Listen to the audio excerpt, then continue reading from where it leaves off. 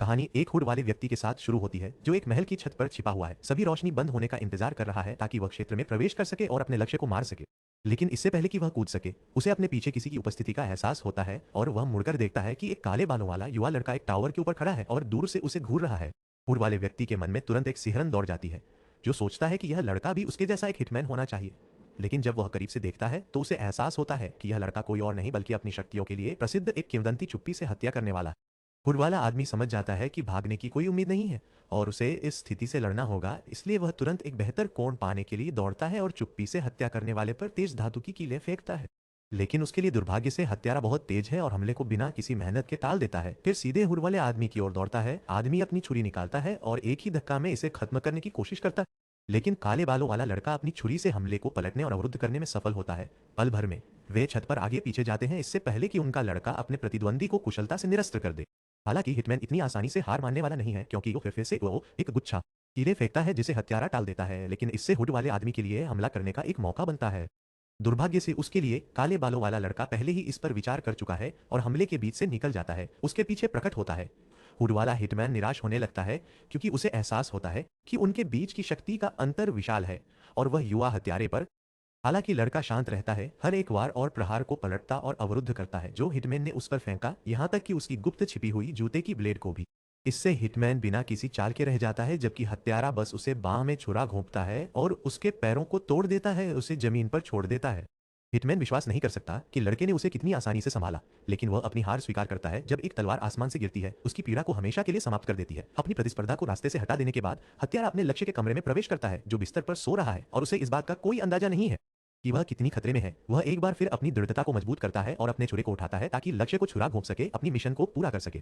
थोड़ी देर पहले यह घातक हत्यारा एक सामान्य अकेला किशोर था जिसका नाम अकीरा था, जो हाई स्कूल जाता था और अपना समय अकेले बिताना पसंद करता था, अपने फोन पर मंगा पढ़ता था। उसके अधिकांश सहपाठियों ने कभी उसकी परवाह नहीं की, लेकिन एक भाग्यशाली दिन उनकी वास्तविकता में एक अचानक दरार होती है और वह अपने सभी सहपाठियों के साथ एक पूरी तरह से अलग दुनिया में एक अदालत के बीच में स्थानांतरित हो जाता है। वे सभी डर जाते हैं, यह सोचते हुए कि यह एक सपना है या किसी प्रकार का मजाक, जब एक पुराना जादूगर एक दरवाजे के माध्यम से आता है, यह दावा करते हुए कि शाही महिमा उनसे बात करना चाहती है। उनमें से कोई भी नहीं समझता कि क्या हो रहा है। जब कुछ सोचते हैं कि यह किसी प्रकार की वेशभूषा पार्टी है, लेकिन जल्द ही राजा कमरे में प्रिंसेस के साथ प्रवेश करता है और उन्हें नई दुनिया में स्वागत करता है, जहां उन्हें एक विशेष जादुई अनुष्ठान द्वारा बुलाया गया है। राजा तुरंत काम पर लग जाता है, यह दावा करते हुए कि वह सबसे बड़े मानव साम्राज्य का शासक है, जो वर्तमान में दानवों के हमले के खतरे में है। वह दावा करता है कि केवल एक दूसरे विश्व का नायक दानव भगवान को एक बार और हमेशा के लिए हराने की सच्ची शक्ति रखता है, अन्यथा वे सभी मृत्यु और विनाश के लिए बर्बाद हो जाएंगे। फिर जादूगर आगे बढ़ता है, यह दावा करते हुए कि उन्हें यह पता लगाना होगा कि नायक कौन है और सभी को आगे बढ़ने और जादुई क्रिस्टल पर एक एक करके अपने हाथ रखने के लिए निर्देशित करता है। उत्साहित लड़कों में से एक पहले आगे बढ़ता है, क्रिस्टल पर अपने हाथ रखता है, केवल यह दिखाने के लिए कि उसकी स्थिति कुछ नहीं बल्कि एक जानवर प्रशिक्षक है। वह निराश लगता है, लेकिन जादूगर उसे बताता है कि चिंता ना करें, क्योंकि उसके पास अभी भी सामान्य व्यक्ति की पहुंच से बहुत अधिक आंकड़े हैं। एक एक करके छात्र अपनी स्थिति सीखते हैं, कुछ जादूगर बनते हैं, कुछ योद्धा और कुछ चिकित्सक बनते हैं। हालांकि अकीरा कुछ अजीब नोटिस करता है, क्योंकि सभी के पास 88 की प्रारंभिक स्थिति होती है, जबकि एक हत्यारे के रूप में उसकी स्थिति 88 पर 10 गुना होती है। अंततः अगला लड़का, जिसका नाम सतो है, उनमें से सबसे बड़ा नायक, बेचना की प्रारंभिक स्थिति के साथ पुराना जादूगर उसे बधाई देता है, यह दावा करते हुए कि हर एक व्यक्ति की प्रारंभिक स्थिति अधिकतम 5 पर सील होती है, लेकिन चूंकि वह एक नायक है, उसकी स्थिति दोगुनी होती है। यह साबित करता है कि अकीरा की स्थिति में कुछ गलत है, क्योंकि उसकी स्थिति नायक की तुलना में लगभग दोगुनी लगती है।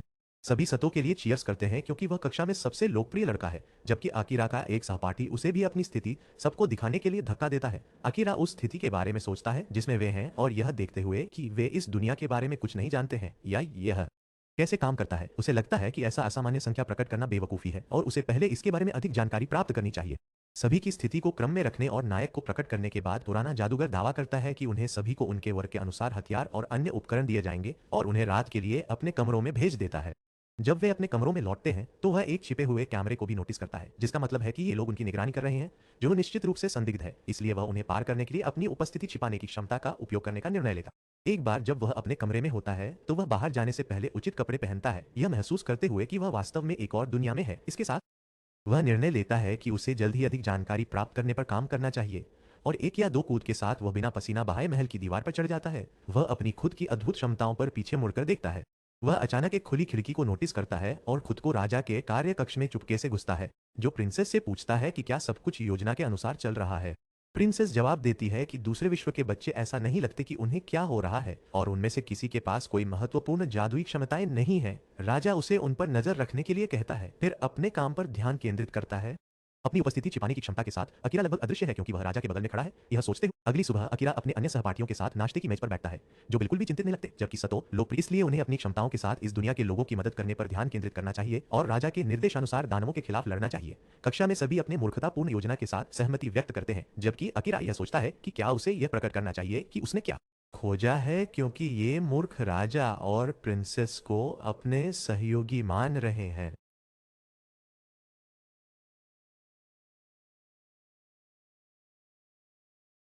नाश्ते के बाद सभी छात्र प्रशिक्षण मैदान में इकट्ठा होते हैं, जहां शाही सेना के लॉर्ड कमांडर नामक सरेन ने खुद को पेश किया और दावा किया कि चूंकि वह उनकी मदद करेगा ताकि 1 महीने बाद वे एक दंगल में जा सके और वास्तव में अपनी क्षमताओं का परीक्षण कर सके। सतो तुरंत सभी को एकत्र करता है, यह दावा करते हुए कि वे अपनी पूरी कोशिश करेंगे, जबकि अकीरा अभी भी खुद को छिपा रहा है और दूर से सर्कस का मौन अवलोकन कर रहा है। वह अपनी जानकारी प्राप्त करने के लिए अपने तरीके से जाने का निर्णय लेता है, लेकिन आश्चर्य की बात है कि उसे सरेन का अनुसरण किया जाता है, जो अपनी कक्षा को अपने लेफ्टिनेंट गिल को सौंपता है। अकीरा सोचता है कि क्या उसकी उपस्थिति छिपाने की क्षमता समाप्त हो गई है या इसकी अधिकतम अवधि सक्रिय रहने के लिए है, लेकिन सरेन बस मुस्कुराता है, यह दावा करते हुए कि उसे चिंता करने की आवश्यकता नहीं है क्योंकि उसकी क्षमताएं ठीक से काम कर रही हैं। वह प्रकट करता है कि वह स्वयं रहस्यमय दृष्टि से संपन्न है, जो उसे तापमान में अंतर देखने की अनुमति देती है, इसलिए वह मूल रूप से एक चलती थर्मल कैमरा है। अकीरा सतर्क हो जाता है और अपनी छुरी पर हाथ रखता है, पूछता है कि क्या उन्हें कोई परेशानी होगी, लेकिन वह उसे शांत करता है, यह दावा करते हुए कि उसके राजा या प्रिंसेस को उजागर करने का कोई इरादा नहीं है। अकीरा अभी भी संदेह में है और पूछता है कि वह वास्तव में किस पक्ष पर है, लेकिन सरेन जवाब देता है कि यह बहुत अधिक जटिल है और इसे इतनी आसानी से समझाया नहीं जा सकता। यह समझते हुए कि वह झूठ नहीं बोल रहा है, अकीरा थोड़ा अपनी चौकसी कम करता है और उल्लेख करता है कि वह पुस्तकालय जाना चाहता है ताकि जितनी संभव हो सके जानकारी प्राप्त कर सके। जब सरीन पूछता है कि उसकी छिपाने की क्षमता का स्तर क्या है, तो अकीरा प्रकट करता है कि यह पहले से ही अधिकतम हो चुका है, जो काफी पागल है, लेकिन उसकी बाकी क्षमताएं केवल स्तर 1 है और उसे यह बढ़ाने का कोई तरीका नहीं पता। वह मुस्कुराता है, यह दावा करते हुए कि वह उसे इसमें मदद कर सकता है, क्योंकि वह वैसे भी पुस्तकालय से जो चाहता है नहीं प्राप्त करेगा। अकीरा सोचता है कि उसे उस पर कितना भरोसा करना चाहिए, लेकिन वह इस तथ्य को नकार नहीं सकता कि मजबूत होने का विचार रोमांचक है। वह अपनी भावनाओं को नियंत्रित करता है और सरेन से पूछता है कि वह घर वापस कैसे जा सकता है, लेकिन सरेन जवाब देता है कि यहाँ तक कि उसे भी इसके बारे में कोई सुराग नहीं है, लेकिन वह जानता है कि अकीरा को जितना संभव हो उतना मजबूत होना चाहिए, क्योंकि वह केवल तभी घर वापस जाने का एक तरीका खोज सकता है जब वह जीवित रहे। अकीरा दावा करता है कि उसे मुफ्त में मदद लेना पसंद नहीं है, तो सरेन जवाब देता है कि उसे उसे चुकाना होगा। अकीरा उसे अपने अपने विश्व के बारे में अधिक बता सकता है। यह काम करता है क्योंकि अकीरा सरेन के साथ हाथ मिलाता है। इस दुनिया में वह पहले व्यक्ति जिसे वह जल्द ही वह इस दुनिया में अन्य जातियों के बारे में सीखना शुरू करता है, जैसे कि पशु लोग और एल्व्स, जिनके अपने अलग महाद्वीप हैं। वह अपनी शारीरिक और मानसिक क्षमताओं को भी प्रशिक्षित करना जारी रखता है, यह दावा करते हुए कि प्रशिक्षण उसकी क्षमताओं को स्तर बढ़ाने और बेहतर बनाने का एकमात्र तरीका है। जबकि उसकी कक्षा भी गिज के मार्ग एक शाम वह सरेन से मिलने जाता है, क्योंकि वह एक किताब पाता है जिसे वह निश्चित रूप से लॉर्ड कमांडर द्वारा लिखा गया है। सरेन किताब को उठाता है और मुस्कुराता है, यह दावा करते हुए कि यह वास्तव में राजा को उखाड़ फेंकने की योजना है जिसे उसने लिखा है और इसे एक कुकबुक के रूप में छिपाया है। सरेन प्रकट करता है कि राजा एक टूटे हुए आदमी है जो मरम्मत से परे हैं, जो दुनिया के संचालन को बदलने के लिए वास्तव में पागल कुछ करने जा रहे हैं और सरेन इसे होने नहीं दे सकता। साथ ही वह शाही योद्धाओं का कमांडर है जिनका पवित्र कर्तव्य राजा की रक्षा करना है। अकीरा उसकी समस्या को समझता है और प्रकट करता है कि उसने ऑपरेशन किया। At the same time, he is the commander of the Royal Knights who have a holy duty to protect the king. Akira understands the problem and reveals that he had the operation on